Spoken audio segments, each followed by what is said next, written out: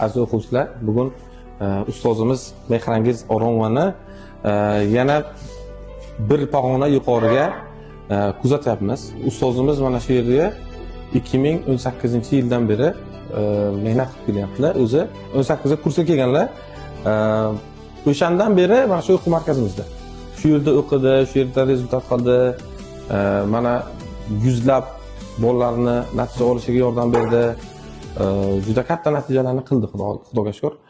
Bugungi kunda katta shu nomdor universitetga o'qituvchi bo'lib ishga kirdilar va bu kishiga biz keyingi hayotlariga muvaffaqiyatlar tilaymiz. Shu xizmatni, mehnatni kattaroq masshtabda endi davom ettirib, o'zlari o'qituvchi chiqarishni endi boshlaylar. Hozirgacha ham chiqardi. Bir nechta o'qituvchilarimizga dars o'tdi, mana Azizlar, Muhammadlar, Jur'atlarga dars o'tdi. Bular o'zi o'qituvchi bo'lib yuribdi.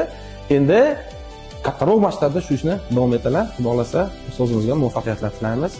Hayotlari bundan-da go'zal, bundan-da chiroyli o'tsin. Salomat bo'ling. Siz rozimisiz bizga ishlab, biz bilan ishlagan nima fikrlaringiz bor?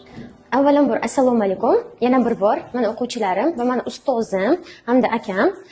To'g'ri aytdilar, 2018-yildan beri men ana shu yerda o'sdim. To'g'risi, men kelgan paytimda men starter guruhiga olmoqchi bo'lganda, lekin men bilim yetmagan starter guruhi uchun. Men lekin baza bilan keldim va noldan boshlab o'rgatgandilar. To'g'ri, bizda assistent o'qituvchi ham bo'lgan va asosiy o'qituvchimiz To'libjonov bo'lganda tarjimaga juda ham ko'p qiynalganman. Rostini aytaman, sizlarga aytganman-ku, resursda, test bankda, ELSda menga encourage qilgan, menga motivation bergan ustozim Tolib ustoz. Assistant teacherimdan ham ko'proq Tolib ustozdan motivation olganman. Ana shu ELS guruhga kelgandan keyin men uchilishni boshlaganman va men aynan ingliz tili, aynan men yo'nalishim ekanligini tushunishni boshlaganman. O'sha davrdan keyin unaqa IELTS'imni oldim, men 1 yilda oldim.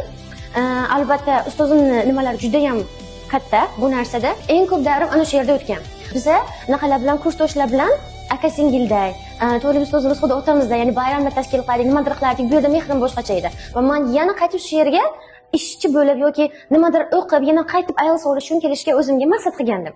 Va albatta, unaqa universitetga grant bilan o'qishga kirganimdan keyin men qaytib keldim. Men lekin o'qituvchi bo'lish uchun kelmagandim bu yerga. Men yana qaytib o'qib IELTS olish uchun kelgandim va ustoz menda potensialni ko'rib biluvdilar.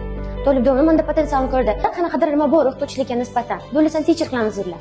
Hech qaysi kurs sentrida old IELTS bilan teacherlikka olmaydi.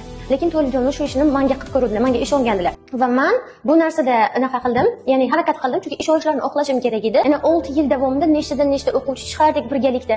Tajribamizni birgalikda oshirdik. Tim bilan birgalikda bu yerni birga manage qildim, ya'ni olib bordim. Va universitetdagi baholarimni zo'r bo'lishiga men bu yerdagi tajribam sababchi. O'quvchi bilan ishlayman, har kuni kommunikatsiya ingliz tilida.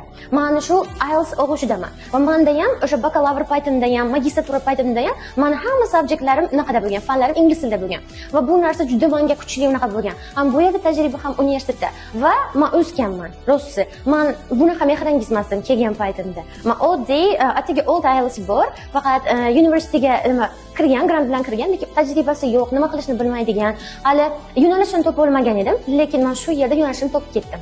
Albatta ustozim sababli. Rostini aytaman, bu yerda nechta assistent o'qituvchilar ishlab ketgan, juda ko'p. O'sha men ishlayotgan davrdan berida hammasi menga bitta taklif bergan, siz bu yerdan keting. Sizning yo'nalishingiz boshqa, siz boshqa joyga borsangiz ham zo'r qilib bilasiz. Men hech qachon ketmaganman bu yerdan. Men hozir ham ketish niyatim yo'q. Men agar nima qilsam, ilojim topsam, men bu yerdan yana ish olishim mumkin. Chunki men bu yerda o'sganman va bu yoqda mehrim boshqacha. Bitta uyda yashasangiz agar, o'sha uyga nisbatan sizning mehringiz oshib boraveradi. To'g'rimi? Bu yo'q men ikkinchi uyim. Men 6 yildan beri bu yerda juda ham ko'p vaqtim sarflaganman. Endi o'qigan davrimni hisoblasak juda ko'p, 8 yil deyarli. 8 yildan beri. Va ko'pchilik o'sha maslahatiga quloq solmadim. Menga bu yerda zo'r oylik olgan paytlarim ham bo'lgan. Yomonroq oylik olgan paytlarim ham bo'lgan. Lekin men hammasiga shukr qilganman. Chunki domla faqat bitta gap aytdilar, rizq Allohdan dedilar. To'g'ri aytadilar. O'quvchi ko'p bo'lgan paytlar bo'lgan, o'quvchi kam bo'lib, men 1-2 oy ishlamay qolgan paytlarim bo'lgan. Lekin hech qachon umidni so'ndirmaganmiz. Har doim olg'a qadam bosganmiz. Men qaysi o'quvchiga dars bersam, o'sha o'quvchiga mehr beraman. Buni To'libjon aytganlar. Ya'ni sen o'quvchilaring yaxshi ko'rsin. To'g'ri, bu gap to'g'ri. Va har birta o'quvchiga mehr berganman. Va jamoamiz juda xil. Ya'ni bir-birimizga yordam qilamiz, boshqa narsa qilamiz, to'g'rimi? O'zlaringiz ham e'tibor bergansizlar. Ko'pchilikni ham bir-biriga birlashtirib turgan narsa mana shu mehr oqibatimiz. Endi men yana bitta yangi bosqichga o'tyapman. Bu to'g'risi oson emas, chunki men necha yil davomida faqat shu yerda o'sdim, shu jamoa bilan ishladim va bu yerda unaqa ko'pchilik o'sha mehrangiz domla sifatida meni tanidi.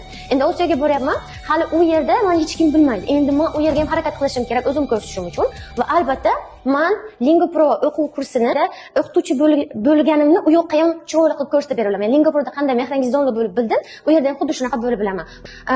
Bu narsani bu yerdagi hamma qizlarga, endi yigitlarni bilmadim, qizlarga ko'proq tilab qolgan bo'lardim. Mani yo'limni sizlarga bersin. Chunki nimani ham bakalavriatni ham grant bilan o'qidim va qizil diplom bilan bitirdim.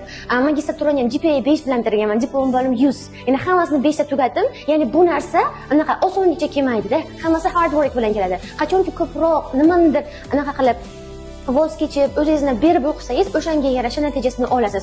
Osiyoga ham masalan 200 ta o'qituvchidan 50 ta nimani chaqirgan, kandidat chaqirgan va 50 ta o'qituvchidan atigi 3 kishini tanlab bo'lgan. Ya'ni nimaga qarab olyapti? Potensialga qarab. Ya'ni bor muqobiliyati o'sha insonni. Demak, menda ko'rilgan ekan, men ham ularga bildirgan ishonchni oqlashga harakat qilaman. Lekin Lingopro kursini hech qachon unutmayman. Men har doim kelib turaman va agarda menga biror bir nimalaringiz bo'lsa, iltimosnomalaringiz bo'lsa, nimadir yordam so'rab nima qilsangiz, men hech qachon yo'q demayman. Albatta, har doim men tayyorman. Yo'ldan to'lalikcha ketayotganim yo'q. Men yuragim bir parchasini tashlab ketyapman bu yerda va tez-tez kelib turaman. Sizlar bilan ko'rishib turaman. Sizlar natijalaringiz menga juda ham muhim. Chunki sizlar shu darajagacha men chiqardim. Xafa kunlarimiz bo'ldi. Ba'zi bir o'quvchilar masalan pastroq ball olgan, lekin boshqa xafa kunlarni ko'rmadim. O'zim rezultat qildim. Jamoa bilan yaxshi ishladik, o'quvchilar bilan yaxshi kelishdik. Demak, boshqa unaqa negativ holatlar menga umuman bo'lgani yo'q. Bu yerda har doim anaqa menga nisbatan respekt bo'ldi, boshqa narsa bo'lmadi. O'sha uchun men juda ham minnatdorman.